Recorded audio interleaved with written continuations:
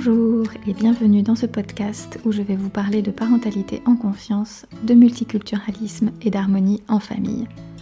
Je suis Clémentine, praticienne en hypnose et en Reiki spécialisée dans la parentalité. Mon mari est tchèque, je suis française et on habite à Zurich depuis 11 ans avec nos 3 enfants. Si vous n'êtes pas encore inscrit à la newsletter, je vous invite à le faire en vous rendant sur mon site clementinepolicensky.com ou sur mon profil Instagram Clémentine Policensky.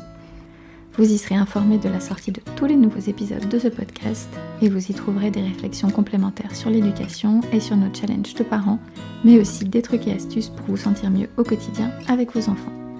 Merci d'être là et très belle écoute!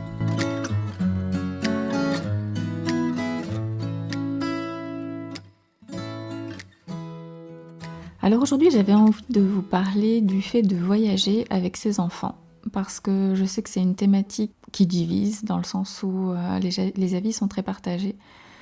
On a les gens vraiment pour qui c'est une évidence, qui sont là, mais bien sûr, je voyage avec mes enfants, comment ferais-je sinon ? Et puis on a ceux qui ont justement, en fait, les personnes qui me disent qu'elles ne veulent pas partir en vacances avec leurs enfants, qu'elles ont envie de se reposer sans eux, d'être au calme, de pas devoir en fait gérer tout ce qui est logistique et contraintes qui peuvent être liées au fait de voyager avec des enfants. Et je comprends en fait, je peux comprendre de toute façon les deux côtés. Je vais pas mentir et dire que c'est plus facile ou exactement pareil de voyager avec des enfants que sans. Non, c'est évidemment beaucoup plus facile quand ils sont pas là d'une certaine manière. Et en même temps, personnellement, à chaque fois que j'ai envisagé en fait de partir sans eux, parce que justement ça me semblait compliqué ou que j'aurais eu envie effectivement d'une pause ou d'aller découvrir quelque chose d'un peu spécial. Donc là, je parle plutôt de vacances aventure, on va dire, plutôt que des vacances repos. Encore que ce serait valide aussi pour des vacances repos. Mais en fait, à chaque fois, personnellement, j'ai toujours trouvé ça trop dommage de ne pas partager ça avec eux, en fait. Que ce soit d'aller voir justement les aurores boréales ou d'aller dans le désert ou des choses comme ça. À chaque fois, je me suis dit que c'était dommage qu'ils n'en profitent pas, en fait, qu'on ne puisse pas partager ça. Donc, je finis toujours par les prendre. Parce qu'en fait, ça fait partie de mes convictions profondes et de mes envies à moi, en fait, en tant que parent, en fait. Et si vous suivez un petit peu ce que je fais déjà, vous savez que ce dont je me sens le plus proche, c'est ce que j'appellerais de la parentalité consciente, qui n'est pas, en fait, une sorte de méthode prédéfinie ou de règles à suivre, mais bien de suivre, en fait, son intuition, ses envies, qui on est, en fait. Et en fait, moi, j'ai fait des enfants pour partager des choses avec eux, pour leur montrer le monde, pour partager des moments, en fait, de découverte. Et justement, pour moi, le faire en voyage, c'est un peu le top de la découverte possible, en fait. Parce que moi, je découvre et eux, ils découvrent avec moi. Et je trouve que ça fait vraiment des souvenirs en commun qui soudent la famille, en fait, qui créent de la complicité, qui créent de la connexion. Et pour moi, c'est vraiment le socle de la relation, c'est la connexion, c'est le fait de pouvoir partager quelque chose, d'être ensemble et de partager à côté d'eux, qui fait que, selon moi, on a une relation de qualité avec son enfant, qui fait que notre enfant va écouter quand on va dire quelque chose et qu'on va pouvoir avancer ensemble dans la vie de manière la plus harmonieuse possible, évidemment. Je ne vais pas vous dire qu'il n'y a jamais de conflit, il n'y a jamais de désaccord. C'est normal, il y a des besoins qui ne vont pas tous dans le même sens, que ce soit ceux des enfants, des parents ou même de manière individuelle. Mais le fait qu'il y ait cette connexion, que l'enfant se sente embarqué dans notre vie, plutôt qu'une vision qui serait trop hiérarchique, en fait, où il y a moi je t'explique comment c'est la vie, moi je sais et je te montre tout, je trouve que l'approche est complètement différente. Et il n'y a pas ce côté justement... Il y a beaucoup d'apprentissages, mais qui se font côte à côte et non pas de manière verticale. Et je trouve ça beaucoup plus enrichissant, en fait, et personnellement plus efficace aussi. Donc voilà, je trouve vraiment que cette dimension de connexion, ce serait dommage de passer à côté, en fait, que c'est vraiment un plus, un argument en faveur du fait de voyager avec ses enfants. Parce qu'en plus, c'est des moments qui sont hors du quotidien, où il y a peut-être une plus grande flexibilité dans la routine, en fait. Alors ça ne veut pas dire qu'il n'y a plus du tout de routine de toute façon, parce que il s'agit quand même de manger, de dormir, donc il y a certaines choses qui restent. C'est plus souple, mais c'est dans ces moments-là, surtout quand ils sont un peu exceptionnels, on va dire, quand c'est justement hors routine à la maison, ça crée une ambiance qui va être un peu différente et qui va peut-être favoriser aussi les partages, les moments de qualité et comme je disais, les souvenirs ensuite qui pourront être nourris et nourrir eux aussi la relation plus tard quand on regardera à nouveau les photos ou quand on sera à table un jour lambda et qu'on se rappellera, tu te souviens quand c'était, quand on a fait ci, quand on a fait ça. Et pour moi, ça fait partie des plus belles choses en fait qu'on peut offrir à ses enfants. Ces moments partagés en fait. Alors je dis pas qu'il faut absolument voyager super loin pour que notre enfant ait une enfance heureuse, ça je pense pas du tout non plus que ce soit une nécessité. On fait aussi en fonction de ses possibilités et de ses envies personnelles, parce qu'il y a des gens aussi qui aiment pas forcément spécialement voyager loin, et c'est pas du tout ça que je suis en train de dire. Mais ce côté découverte qui peut aussi avoir lieu, en fait on peut aussi découvrir un lieu juste à côté de chez soi, ça c'est pas du tout, enfin moi j'habite depuis 10 ans à cet endroit ici, et je découvre encore des endroits, il y a encore des maisons que j'avais pas vues, des petits endroits que j'avais pas remarqués. Donc c'est pas non plus dans l'exotisme et dans le très loin qu'on va forcément... ça va être seulement la seule possibilité pour découvrir quelque chose. Mais cette idée quand même de découvrir, de faire un petit quelque chose de spécial qui sort de l'ordinaire, c'est ça qui donne aussi de la profondeur en fait à la connexion avec l'enfant qui va sortir de la routine et du coup ressortir en fait dans les souvenirs. Alors qu'on ne s'y méprenne pas, je ne dis pas qu'il ne faut pas qu'il y ait de routine, que le quotidien c'est pas bien, au contraire, pour qu'il y ait justement une sortie du quotidien et une sortie de la routine, il faut qu'il y ait une routine, il faut qu'il y ait un quotidien. Et je pense que c'est aussi important que les enfants apprennent à trouver du plaisir, des bons moments, de la satisfaction dans les choses simples de la vie en fait, qui va être... que ce soit de préparer à manger, de lire un livre dans le canapé, vraiment des choses très simples, jouer dans le jardin ou en bas de chez soi. Je pense aussi que c'est important. Mais quand on a cette base-là, quand on a cette structure-là, qui est quelque chose d'un peu disruptif, qui va pouvoir ensuite ressortir et créer quelque chose de spécial, ça me semble aussi être très bénéfique. Donc voilà, moi je trouve que ça crée vraiment des beaux moments de connexion, des beaux moments de partage, et que ce serait vraiment dommage de s'en priver. Après, c'est vrai que c'est mon parti pris personnel. Je sais que certains vont dire que l'important c'est que l'enfant ait son rythme, qu'il mange et se couche toujours à la même heure, et, etc., etc. Et je respecte ce point de vue-là, mais moi le mien, ce serait plutôt si maman va bien, bébé va bien. Et... avant d'aller plus loin, en fait, avant de développer cette idée, je voudrais déjà dire qu'il ne s'agit pas du tout de culpabiliser justement les mamans qui vont pas bien. Par exemple, en disant que si leur enfant va pas bien, c'est parce qu'elles sont pas assez joyeuses ou quelque chose comme ça, c'est pas du tout ça l'idée. L'idée, personnellement, et je pense là à mes propres postpartum, que j'avais besoin de faire ce truc-là pour moi, que j'avais besoin, en fait, d'aller ailleurs, de me changer les idées, de changer de cadre, en fait, pour me sentir vivre, en fait, pour arrêter de me sentir enfermée, parce que je m'étais quand même sentie pas mal enfermée pendant mes derniers mois de grossesse, où à chaque fois il fallait pas trop bouger, il fallait pas trop marcher, il fallait plus prendre l'avion évidemment, et puis c'est vrai que quand on arrive à la fin de la grossesse, on n'a pas trop envie de prendre des risques et puis de se retrouver à accoucher super loin de là où on avait prévu. En tout cas c'était mon cas. Donc ça faisait plusieurs mois que j'avais pas pu voyager comme j'aurais voulu, et après j'avais envie en fait. Et en tenant compte, je dirais, de ma propre zone de sécurité personnelle, j'ai choisi des destinations qui me semblaient adéquates à la fois pour me changer les idées, sans que ça crée des peurs sur le fait comment on va gérer s'il se passe quelque chose avec le bébé, pour être sûr qu'au niveau santé, ce serait ok en fait. D'ailleurs, pour les personnes qui auraient envie de voyager, mais qui auraient justement peur de comment ça se passerait dans des endroits où les soins de santé seraient pas peut-être pris en charge de la même manière, ou d'accès aux soins en général, ou la nourriture, ce genre de choses, ce que je veux dire, c'est que c'est pas non plus du tout ou rien, en fait. Qu'on peut voyager, mais il y a certaines façons de le faire qui vont être quand même plus douces, plus calmes, plus lentes, ou au contraire plus intenses et plus risquées. Et pour en revenir du coup à ce que je disais sur cette idée de si maman va bien, bébé va bien, oui en fait moi j'ai senti que c'était de ça que j'avais besoin, et j'ai eu le sentiment que c'était aussi plus important en fait que je réponde à ce besoin-là moi, pour pouvoir à mon tour ensuite mieux m'occuper de mes enfants.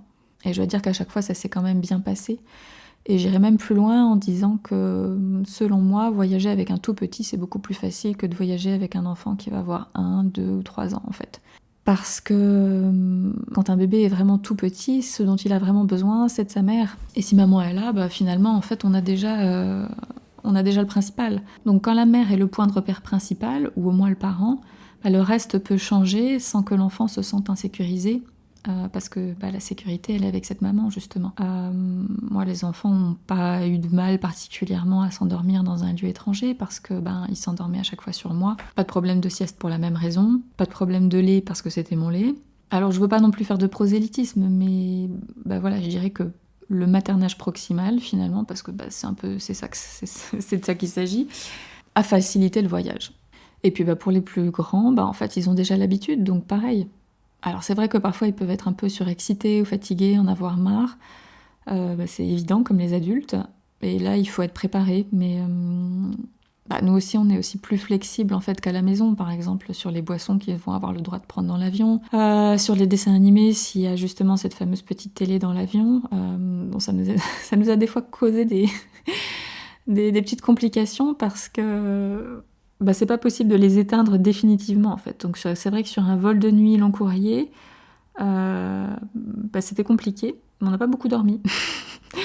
Mais voilà, je pense aussi qu'il y a aussi un état d'esprit à avoir quand on voyage et comprendre que il y a des choses qui vont pas se passer exactement comme à la maison et que c'est ok en fait. Que tout rentrera dans l'ordre une fois qu'on sera rentré et que c'est comme une parenthèse qui fait que les choses se passent un petit peu différemment en fait. Donc voilà, ça c'est aussi notre parti pris à nous, de pas vraiment interdire, mais de faire dans la mesure, d'apprendre à gérer les quantités un peu pour tout, que ce soit les écrans, la nourriture, les bonbons, ce genre de choses. Il y a certaines personnes qui vont trouver qu'on est trop cool, j'en suis persuadée, et d'autres qu'on est trop dur, ça aussi.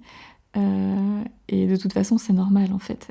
D'ailleurs, si vous vous inquiétez de ça, de ce que peuvent penser les autres, etc., dites-vous bien qu'il y aura toujours quelqu'un qui ne sera pas d'accord avec votre jugement, que ce soit dans un sens ou dans l'autre. Donc, le seul conseil que je peux donner dans ce cas-là, c'est que vous soyez au moins en accord avec vous-même, au fond de vous, en fait. Que ça vous semble juste à vous, raisonnable à vous, parce que je trouve qu'il n'y a rien de pire que d'appliquer des règles dont on n'est même pas convaincu du bien fondé soi-même. D'ailleurs, c'est peut-être la chose la plus importante à dire dans ce podcast. Donc voilà, pour en revenir à mon propos principal, en fait, je dirais que ça rejoint en fait les principes de parentalité consciente tels que je les conçois, en fait, qui est que, encore une fois, élever un enfant, c'est une rencontre entre le parent et l'enfant. C'est un compromis constant entre ce dont a besoin l'enfant et ce dont a besoin le parent. Et il s'agit ni de faire exactement tout en fonction des besoins de l'enfant, ni de faire tout en fonction des besoins exclusivement du parent, mais bien de trouver quelque chose entre deux. Et là, ça va être par exemple, partir en voyage, mais pas non plus forcément essayer de prendre des vols qui vont être pendant la journée, avoir toujours ce qu'il faut à manger, à boire, de quoi occuper les enfants, etc., etc. Accepter que ces heures de vol, c'est pas des heures où nous on se repose en fait, c'est des heures où on s'occupe très activement, j'ai envie de dire, des enfants. C'est même personnellement ce que je trouve de plus fatigant en fait, pour essayer de ne pas déranger les autres, d'être toujours le plus possible en train d'occuper les enfants. Donc c'est sûr que là ça rejoint l'idée selon laquelle les voyages avec des enfants c'est pas du repos, mais ça dépend à ce niveau-là en fait du but du voyage aussi. Et il s'agit pas en fait ici de juger les gens qui font avec, les gens qui font sans ou ce genre de choses, mais de réaliser en fait peut-être ce que j'aimerais bien faire, c'est encore une fois de remettre de la conscience dans les choses, quand on fait les choses ou quand on les fait pas. Est-ce que si je pars en vacances sans mes enfants, c'est vraiment ce que je veux au fond de moi, ou c'est parce que j'ai peur de quelque chose en fait, j'ai peur qu'il leur arrive quelque chose, j'ai peur de ceci, peur de cela, peur de plus avoir de patience, peur qu'ils dérangent à l'hôtel, peur qu'ils dérangent dans l'avion. Et est-ce que du coup je renonce parce que j'ai peur, ou est-ce que je trouve un compromis où je laisse mes enfants à quelqu'un pendant plusieurs jours parce que c'est vraiment ce que j'ai envie de faire, parce qu'au fond de moi je me sens en accord avec le fait de laisser mon enfant, ou est-ce que je le fais un peu à contre-cœur mais j'ai pas d'autre solution en fait.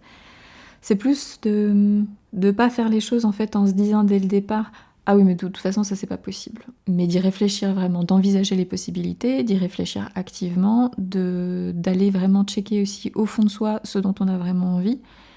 Si tout était possible, si tout était réalisable, comment on ferait. Et seulement après de prendre des décisions, en fait. Je dis ça parce que je sais qu'il y a certaines personnes qui peuvent avoir tendance en fait à se faire tout un monde du fait de voyager avec des enfants, en se demandant comment ils vont s'en sortir, comment ça va aller, et s'il y a quelque chose qui se passe pas comme prévu. Il y a des gens qui vivent avec beaucoup de peur en général, de toute façon, et qui sont comme exacerbés avec l'idée de voyager. Mais encore une fois, en fait, je trouve pas que ne vouloir rien faire vivre à son enfant, c'est ce qu'il y a de mieux pour lui. Je sais que ça peut sembler être en contradiction avec cette idée justement d'être beaucoup avec son bébé, beaucoup avec ses enfants. Il y a une idée de grande proximité et en même temps, pour moi, c'est vraiment différent de la surprotection. Pour moi, c'est quelque chose qui doit être vraiment adapté à l'âge de l'enfant et aux besoins de l'enfant, à sa demande en fait. Et j'ai l'impression que les gens pensent que c'est incompatible alors que c'est selon moi pas le cas en fait. Le principe de tout ce qui est maternage proximal, etc., théorie de l'attachement et tout ce qui va avec, c'est d'apporter la sécurité à l'enfant à chaque fois qu'il en a besoin, mais c'est aussi savoir le laisser partir et explorer. Et en fait, c'est ça l'objectif, c'est d'apporter suffisamment de sécurité quand il en demande pour qu'il se sente ensuite capable d'aller explorer le monde.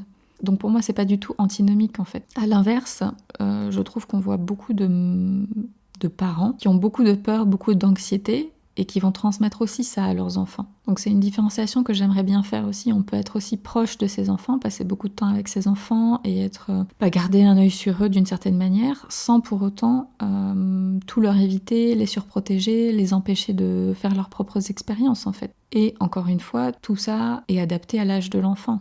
Évidemment que c'est pas la même chose quand un enfant va avoir 6 mois, quand il va avoir 3 ans et quand il va avoir 10 ans. Et du coup, l'autonomie, elle évolue avec l'âge et en fonction de la personnalité de l'enfant et de son rythme de développement. Ensuite, un autre élément, c'est que les enfants apprennent beaucoup mieux par l'expérience. Quand on fait soi-même quelque chose, on se souvient de 90% de ce qu'on a fait, de ce qui s'est passé. Et quand c'est quelque chose qu'on lit, qu'on nous raconte, c'est 10%.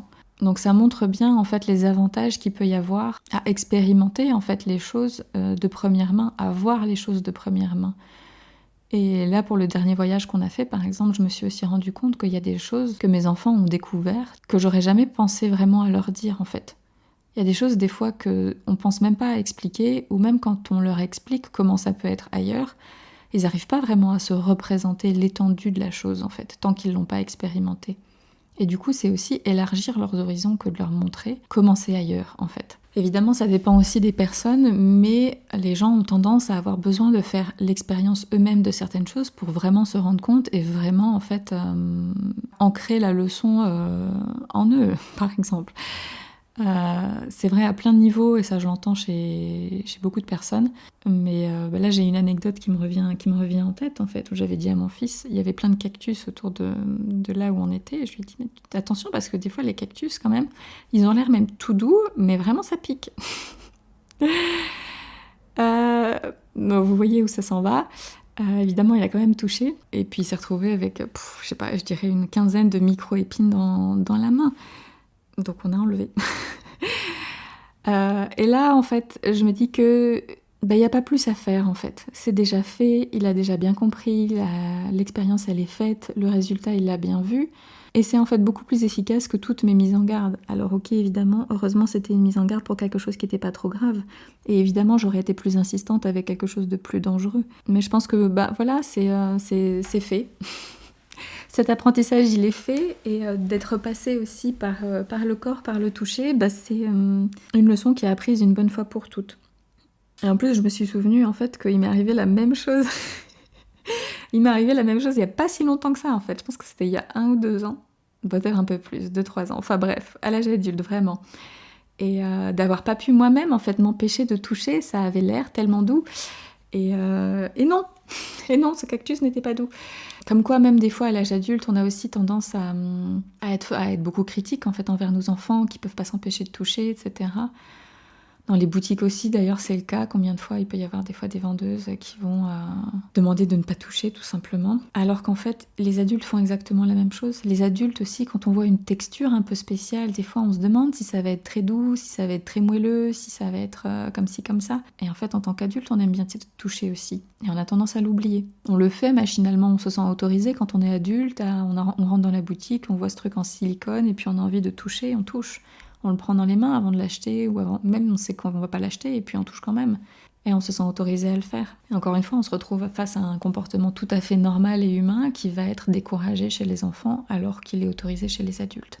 Alors là, je parle de petites expériences qui n'ont pas forcément besoin d'avoir lieu justement en voyage, mais après il y a d'autres choses qui sont quand même qui sont plus spéciales. Je parlais tout à l'heure des aurores boréales, mais aussi le fait de vivre en fait, la nuit, même la journée en fait, quand on s'en va au nord de la Suède en décembre, ou de vivre le soleil de minuit quand on est justement en Suède en été, ou dans un pays scandinave en fait, de voir par exemple le jour qui n'en finit pas de partir et qui revient, ou la nuit qui s'en va mais pas vraiment et qui revient en fait.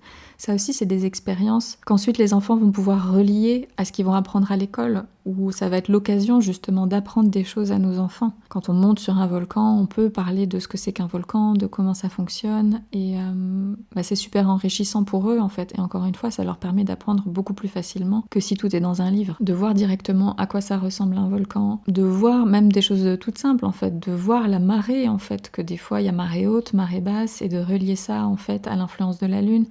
Il y a vraiment plein de choses qu'on peut faire qui peuvent être l'occasion d'expliquer comment fonctionne le monde quand on part quelque part. Même aller tout simplement une nuit dans un refuge en montagne, c'est aussi l'occasion de leur expliquer que tout n'est pas forcément accessible partout, qu'il y a des endroits... Enfin, mes enfants, ils n'arrivent pas bien à comprendre qu'il y a des endroits où il y a des moments où il n'y a pas Internet.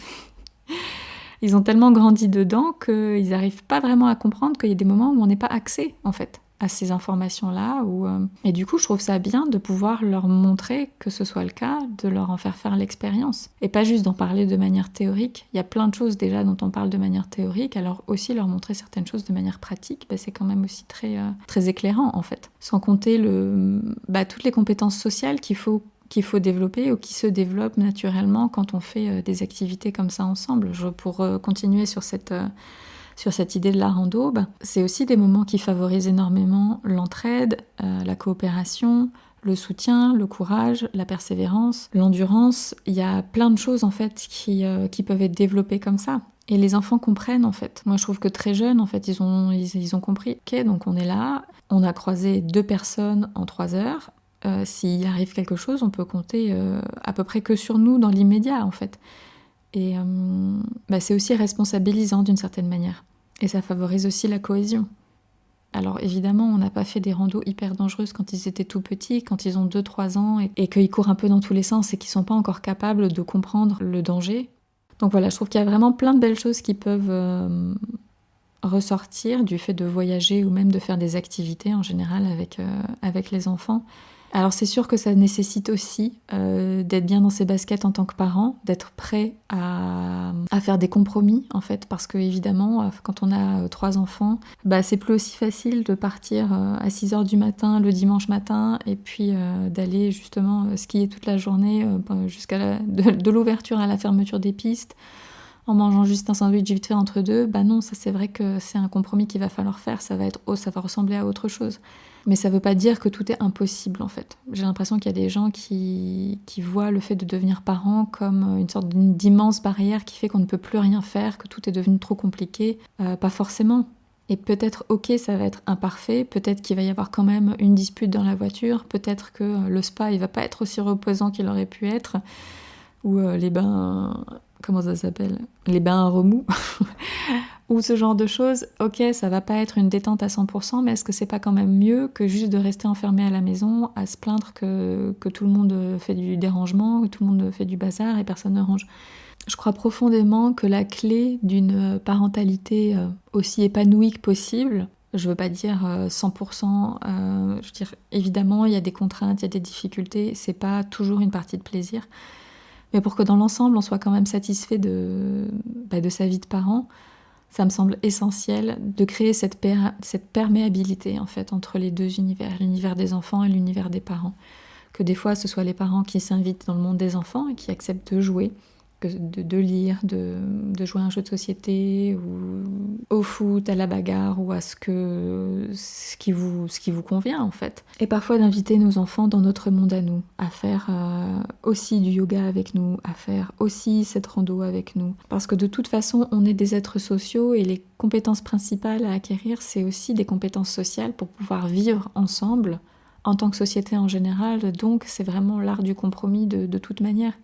Alors évidemment, il y a un moment où on a des limites. Il ne s'agit pas de faire des compromis pour tout. Il y a des fois où on sent que vraiment on a besoin de tel truc et de pas autre chose. Mais sortir aussi en fait de ce côté binaire en fait. Ça va être génial ou ça va être horrible. Voyager avec des enfants, c'est que du bonheur, ou voyager avec des enfants, c'est l'horreur absolue. Bah non, c'est forcément quelque part entre les deux. Mais c'est aussi une posture à avoir. Si on part du principe que ça va être l'horreur, alors à mon avis, effectivement, ça peut pas forcément bien se passer. Et à ce moment-là, effectivement, il vaut mieux faire autre chose, autrement. Mais personnellement, ça m'a jamais semblé si difficile que ça, et même plus difficile en fait de ne pas faire que de faire avec. Il y a un dernier petit truc dont j'aimerais parler avant de conclure cet épisode, c'est cette fameuse tendance No Kids. Alors j'ai l'impression que la parole, elle s'est quand même pas mal libérée ces dernières années à ce niveau-là, d'une manière pas toujours heureuse, j'ai envie de dire, d'une manière de plus en plus intolérante finalement et individualiste, parfois jusqu'à l'extrême. Je me souviens avoir lu une fois un commentaire de maman qui disait quand je vais à l'hôtel sans mes enfants, c'est pas pour me taper ceux des autres.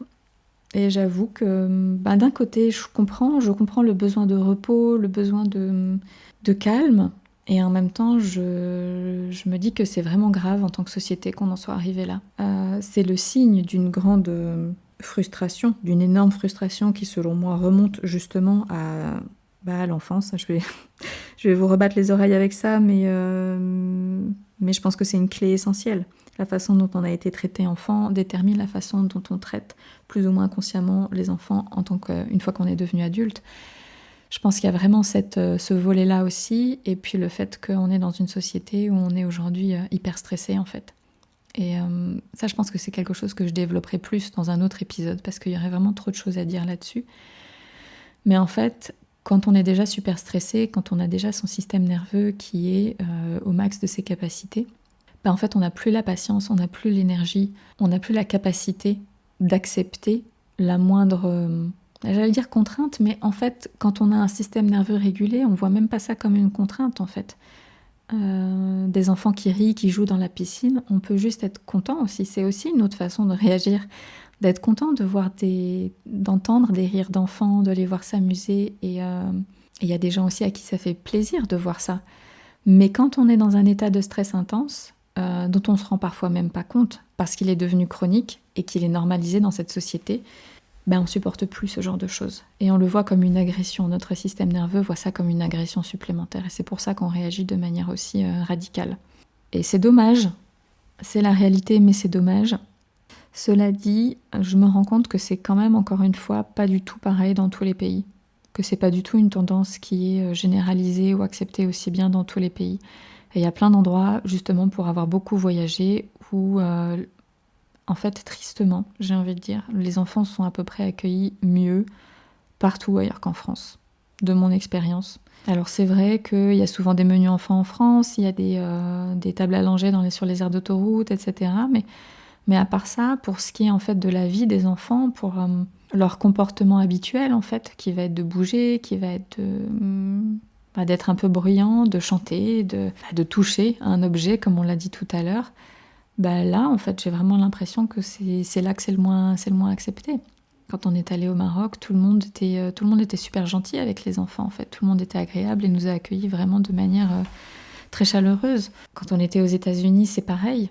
Les gens sont beaucoup plus ouverts en fait à parler directement aux enfants et beaucoup plus positifs avec leur comportement en fait. Il m'a semblé. Au Canada aussi, pays scandinaves évidemment. Donc ça peut remettre aussi un peu de perspective en fait dans les peurs que certaines personnes peuvent avoir justement sur le fait de comment vont être accueillis mes enfants, comment vais-je être accueillie avec mes enfants. En fait, il y a plein d'endroits où vous allez être super bien accueillis. Et je vais peut-être conclure encore avec une anecdote. En fait, plus qu'une anecdote, c'est plein d'anecdotes, j'ai envie de dire, mais une qui ressort en particulier, c'était le vol Stockholm-Zurich qu'on a fait à la naissance de ma fille. Et je me souviens de cet autre enfant qui visiblement n'en pouvait plus et qui a hurlé vraiment une bonne partie du vol. Il était épuisé et en fait, je pense, si je me souviens bien, ça allait à peu près pendant le vol, mais décollage-atterrissage, quand il faut attacher les petits, souvent c'est toute une histoire. Et c'était vraiment des hurlements et ils gesticulaient dans tous les sens pour essayer de s'extirper de là. Et j'étais pas loin, je dirais que j'étais de l'autre côté de l'aile, en fait 2 rangs derrière. Et en fait, le père est resté mais archi zen, mais tout le temps, en fait. Et les hôtesses de l'air sont restées aussi archi zen. Et aucune des personnes qui étaient tout autour n'a fait le moindre commentaire ou même le moindre... Enfin, moi, j'ai noté aucun geste ou commentaire d'agacement d'aucune manière, en fait, face à ce comportement-là, qui était visiblement celui d'un enfant qui en pouvait plus. Mais je peux bien imaginer que ce soit complètement différent dans d'autres circonstances, avec des gens qui seraient moins, justement, on va dire, sensibilisés au fait que les enfants ont le droit aussi d'être fatigués et pas bien, et qu'ils n'ont pas envie de rester là, et que du coup, ils sont pas silencieux, et que c'est pas forcément la faute de quelqu'un, mais que c'est juste comme ça, ni du petit, ni des parents, et que c'est comme ça, il y a des moments où c'est un peu dur, et puis voilà. Et ça, je le mets en miroir avec cette fois où on est allé on a pris l'avion, en fait, pour un vol long courrier avec Air France. Et je dis tout le temps à mes enfants de faire attention, de ne pas taper dans le siège devant. Mais c'est aussi justement la longueur exacte où finissent leurs pieds ou leurs genoux. Donc c'est pas évident non plus sur des vols longs. Et la personne qui était devant était déjà, ça faisait 3 minutes qu'on était assis et la personne était déjà en train de nous demander de faire attention de ne pas taper dans le siège. Je sais bien que c'est désagréable quand quelqu'un tape dans notre siège, quand un enfant tape dans le siège. Mais je sais aussi que les parents peuvent le dire plein de fois et l'enfant peut quand même taper. Et encore une fois, comment ça se fait qu'on a pris des dizaines et des dizaines de vols avec les enfants et ça ne nous arrive jamais, sauf quand on est avec Air France. Mes enfants, ils sont pas plus ou moins turbulents. Et c'est pas que je leur dis plus ou moins de faire attention. Au contraire, je vais même avoir tendance à leur dire encore plus de faire attention quand je sais qu'il y a des Français autour. Voilà, je veux pas finir cet épisode sur une plainte ou ce genre de choses, mais je trouve que ça met quand même... ça donne à réfléchir en fait sur le poids, encore une fois, de la culture dans la façon dont on élève nos enfants. Parce que ça montre bien que le même comportement est perçu de manière totalement différente en fonction de la personne et de l'endroit d'où elle vient. Tout ça pour dire qu'il y a sans doute plein d'endroits où vous pouvez aller et où vous serez accueillis à bras ouverts avec vos enfants et où vous pourrez passer des super moments qui vont créer de magnifiques souvenirs et qui seront pas forcément de tout repos. Ça, je sais bien, c'est pas forcément le cas évidemment, mais malgré tout, qui valent le coup d'être vécus et qui permet de renforcer les liens à l'intérieur de la famille, et ça c'est super important. Donc voilà, je vais conclure cet épisode là-dessus, et puis j'espère que ça aura peut-être mis en lumière certains avantages à voyager avec vos enfants, que ça aura peut-être aussi dissipé certaines peurs, et qui sait, que ça vous aura donné envie du coup de partir à l'aventure avec eux. En tout cas, si c'est ce dont vous avez envie, c'est ce que je vous souhaite.